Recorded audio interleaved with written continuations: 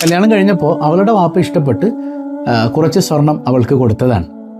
ഇതാരുടേതാണ് ഈ സ്വർണം? ആരുടേതാ? അത് പിന്നെ കല്യാണം കഴിഞ്ഞാൽ പിന്നെ കെട്ടിയോൻ്റെതല്ലേ എന്നാരാ പറഞ്ഞത്? ഏത് ഏത് ഏത് കിതാബിലുള്ളത്? വേണ്ട, ഇന്ത്യൻ കോൺസ്റ്റിറ്റ്യൂഷനിലുണ്ടോ?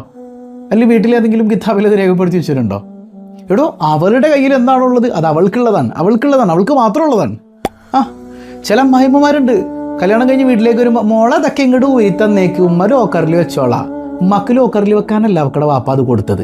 ഈ ജാതി ഡയലോഗും കൊണ്ട് ഉമ്മമാർ വരരുത് കേട്ടോ. ഇപ്പോഴും ഉണ്ട് അങ്ങനത്തെ ഉമ്മമാർ, പഴയ കാലത്ത് മാത്രമൊന്നുമല്ല. ഉമ്മക്ക് ലോക്കറിൽ വെക്കാനാണല്ലോ അത്.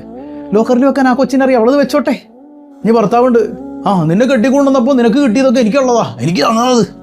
പിന്നെ എനിക്ക് എന്നത് കല്യാണം കഴിക്കണവന്മാരുടെ കച്ചവടത്തിന് വേണ്ടിയിട്ട് കല്യാണം കഴിച്ച് ഒരു 10 പവൻ കിട്ടിയിട്ട് വേണം ഒരു ബിസിനസ് തുടങ്ങാൻ. എടാ, നാണമുണ്ടോ നിനക്കൊക്കെ?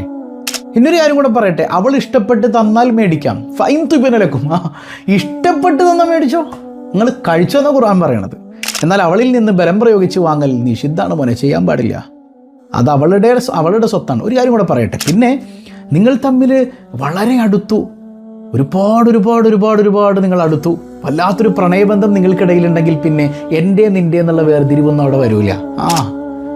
വേർതിരിവൊന്നും അവിടെ ഉണ്ടാവില്ല. എൻ്റേതെല്ലാം ഇക്കാക്കുള്ളതാണ്, ഇക്കാക്കാടെല്ലാം എനിക്കുള്ളതാണ്. ഈ സംഗതി ഉണ്ട് അവിടെ. പിന്നെ നിൻ്റെ സ്വർണ്ണം എൻ്റെ സ്വർണ്ണം ഒന്നുമില്ല, നമ്മുടെ സ്വർണം അല്ലേ? ഇപ്പം ട്രെൻഡിങ് അല്ലേ, വി ആർ പ്രഗ്നൻറ്റ്, നമ്മൾ ഗർഭിണിയാണെന്ന് പറയണോ അല്ലേ?